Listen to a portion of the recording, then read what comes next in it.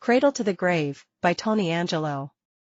Raised in the inner city of Baltimore, Marcus had always known the harsh realities that came with living in such an environment. Surrounded by two housing projects on one side of I-95 highway and the prison system on the other, it seemed like a never-ending cycle of poverty and crime. Most of the children who grew up here could only see one future for themselves, a life of struggle and hardship, from cradle to grave. But Marcus refused to accept that fate. Amongst the countless kids in his neighborhood, he was the one who always held his head up high and refused to be defined by his surroundings. He wasn't the best basketball player or the smartest student, but he was different in his own way.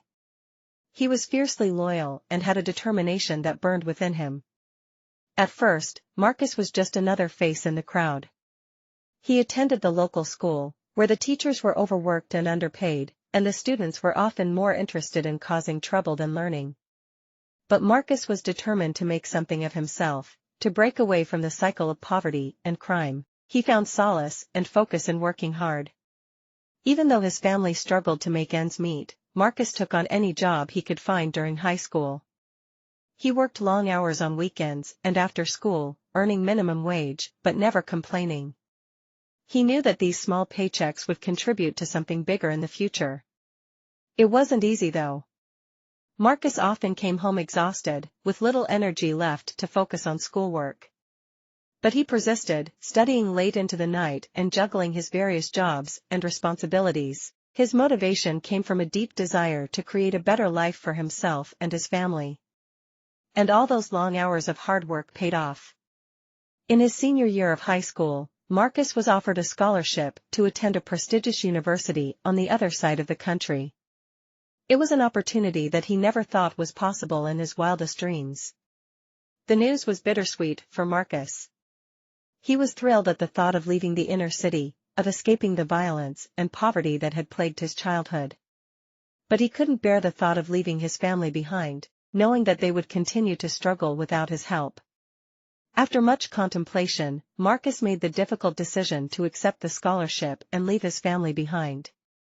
He promised to use this opportunity to create a better life for them, to make them proud and to show them that anything was possible, even for a kid from the inner city of Baltimore. And that's exactly what he did. With his determination and hard work, Marcus excelled at the university, studying business and economics.